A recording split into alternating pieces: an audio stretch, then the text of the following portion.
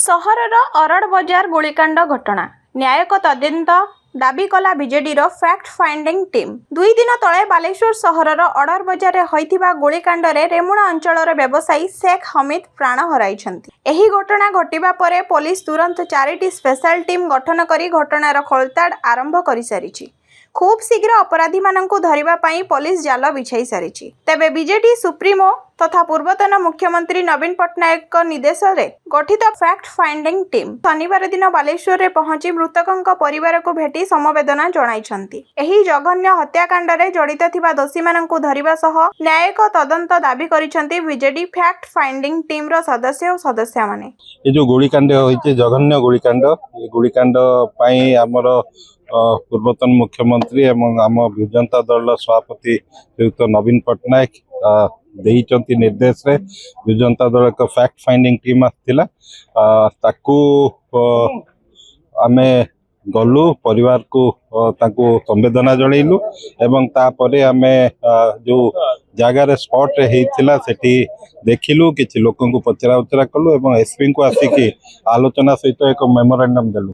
तेणु आशा करूचु ये जो कल्प्रिट को धरा जीव शीघ्र एवं शांतिप्रिय बालेश्वर जिला जो अशांति आड़ को आसुची जने कॉम्पिटेंट एसपी निश्चय आकु संभाळिबे। एने दलर जिला सभापति ज्योति प्रकाश पाणिग्राही नेतृत्व में भोगराई विधायक गौतम बुद्ध दास, सोर विधायक माधव चंद्र धड़ा, पूर्वतन विधायक जीवन प्रदीप दास, सुकांत नायक, सुधांशु शेखर परिड़ा एवं सांसद प्रार्थी डॉक्टर लेखासी सामंत सिंगार प्रमुख एसपी प्रत्युष दिवाकर को भेटी 48 घंटा मध्य पुलिस कार्यानुष्ठान ग्रहण करने दाबी करिसेंति। राज्य में आईन श्रृंखला परिस्थिति भुशुड़ी पड़िथिबा बेले बालेश्वर में मध्य अनुरूप परिस्थिति सृष्टि होईछि बोली बीजेडी आरोप करिछि। एटी किए भी काहा को आसिक दिन दीपरे मारी दे कि जाई परिबो।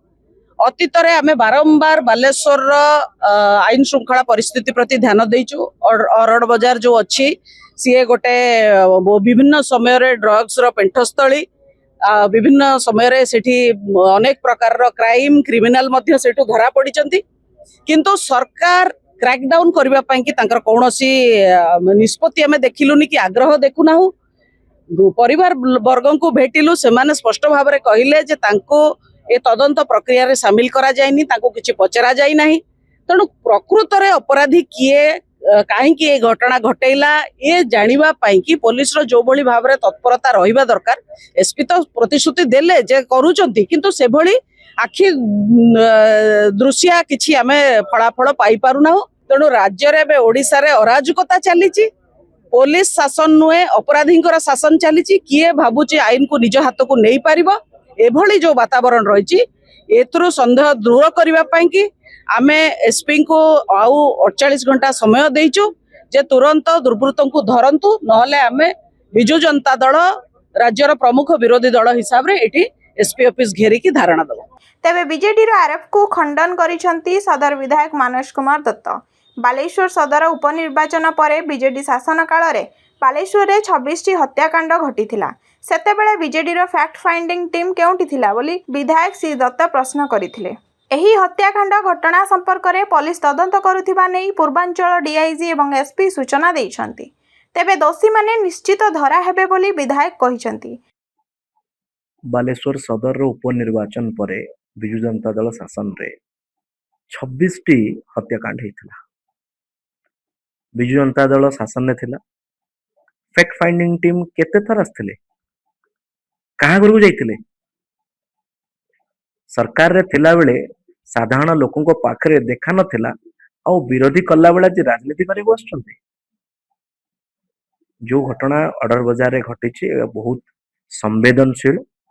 मु जदि उड़ीसा सरकार को तरफ रू कहबी तो सरकार प्रशासन और शासन को पूरा टाइट एवं निपुणतार सहित को देखुचंती।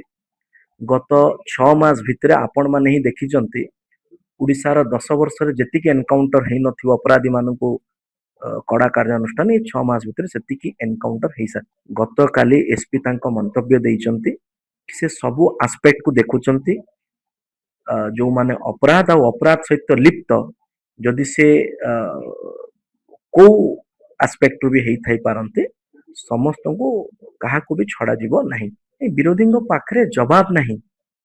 जो प्रकार भावरे गोटे घटना को पूरा आईन श्रृंखला परिस्थिति सहित जोड़ुचंती प्रथमे उत्तर देवा दरकार कि बालेश्वर उपनिर्वाचन पर 2022 रु 23 मसीहा भितर मात्र 1.5 वर्ष भितर आपण माने खबर देखैतिले कि 26 टी मुंड गड़ीथिला बालेश्वर रे फैक्ट फाइंडिंग थिला ना कहा घर को जाइथिले ना आईन श्रृंखला सेतेबेले खराब नथिला ए प्रकार एक राजनैतिक मंतव्य से निवृत्त रुहंतु।